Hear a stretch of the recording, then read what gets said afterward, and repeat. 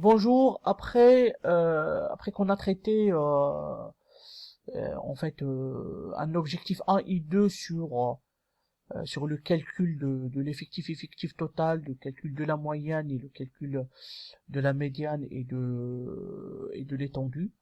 Là je vais en plutôt faire cette vidéo là pour l'objectif 3, donc calculer avec des probabilités. Mais je pense que je vais scinder ça en plusieurs séquences. Je préfère là, dans cette vidéo-là, de travailler plutôt le vocabulaire avec vous, pour le maîtriser, et ensuite on passe à la partie calcul. Donc, je vais commencer par une petite introduction. À chaque fois que l'on joue pile ou face, ou qu'on lance un dé, ou qu'on joue au loto, on ne peut pas connaître avec certitude le résultat. On est tous d'accord sur ça. Mais, on connaît les résultats possibles. Je prends un exemple.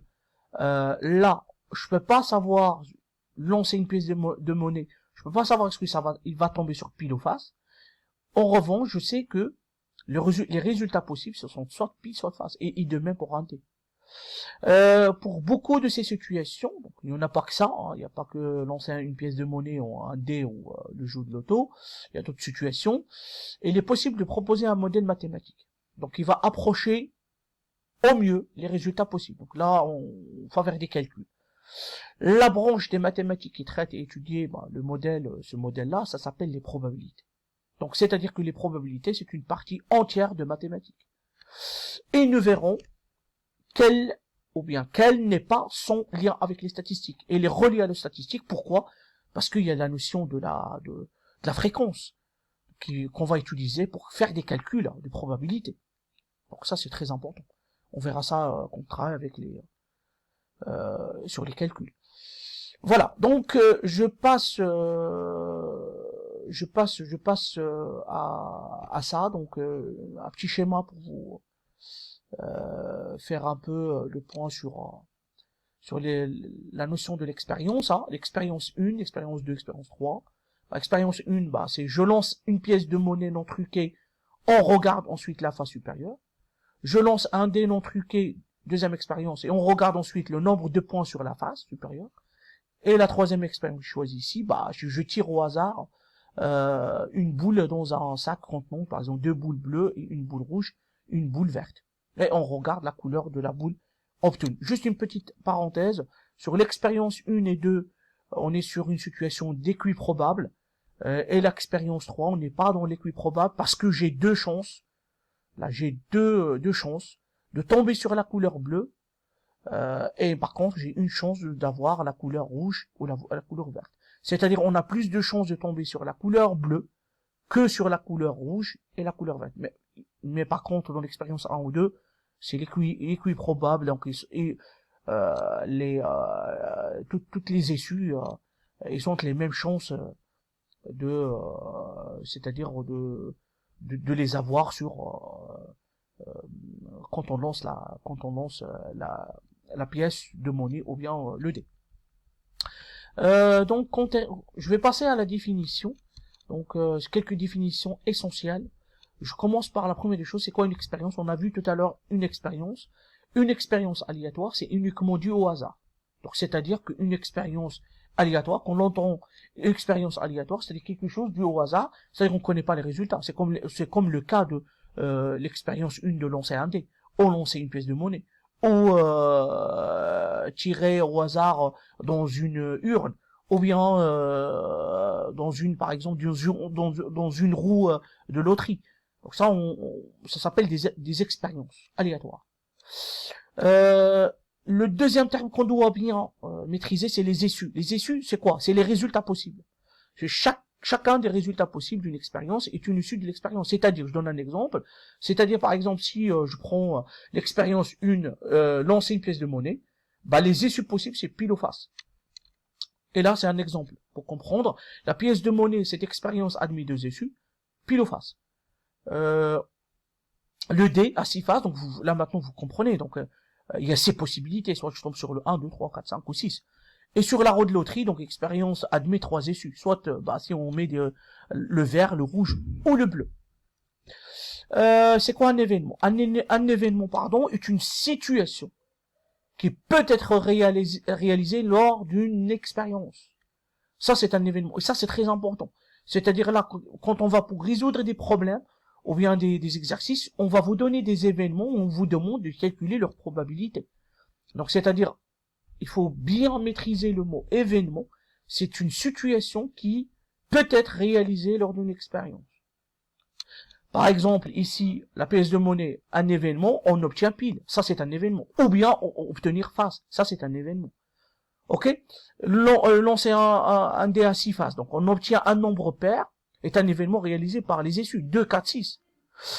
On obtient 4 est un événement élémentaire. C'est quoi un événement élémentaire? On va le voir en bas. C'est qu'on peut le réaliser une fois. Tu peux avoir une fois 4, tu peux pas l'avoir 10 fois. Parce qu'il y a une fois 4. Mais par contre, sur les nombres pairs, on a le 2, le 4 et le 6. On a trois possibilités. On tombe sur un nombre pair. Ok?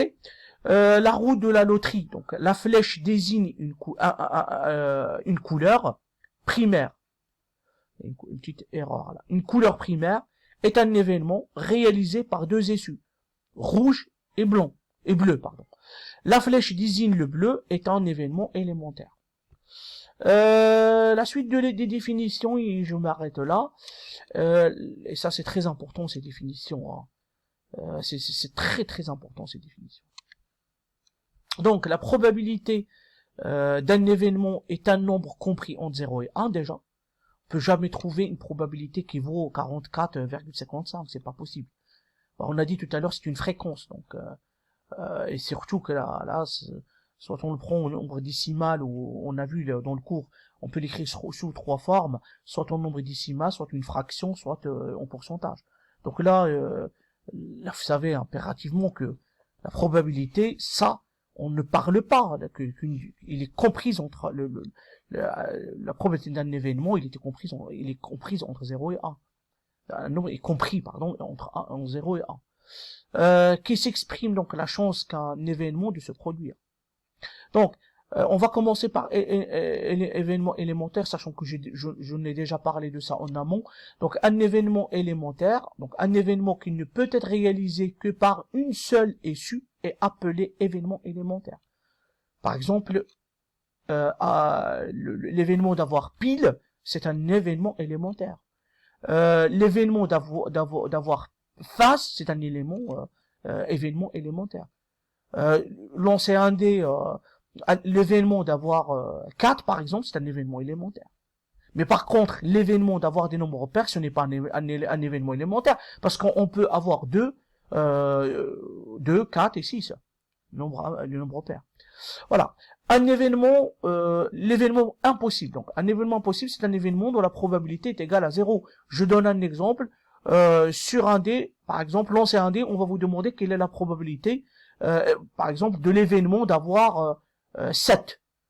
Dans un dé, on sait qu'il y a 6 faces, donc le 7, c'est pas possible. Donc, du coup, la probabilité, sa probabilité est égale à 0. Donc, c'est un événement impossible.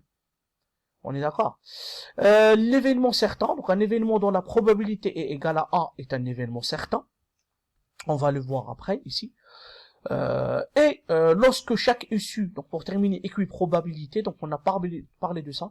Lorsque chaque issue a la même chance de se produire, on dit qu'il y est équiprobable. Ou il y a équiprobabilité. Donc c'est-à-dire que mes issues, ils ont la même chance tous pour se produire. Par exemple, lance une pièce de monnaie, pile ou face.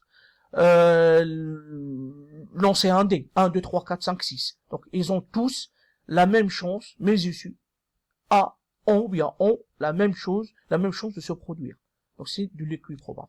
Donc, là, j'ai mis un petit exemple pour terminer. Lancer un dé. Donc, l'événement A, par exemple, obtenir 1, est possible. C'est une seule, possibilité. Donc, c'est un événement élémentaire.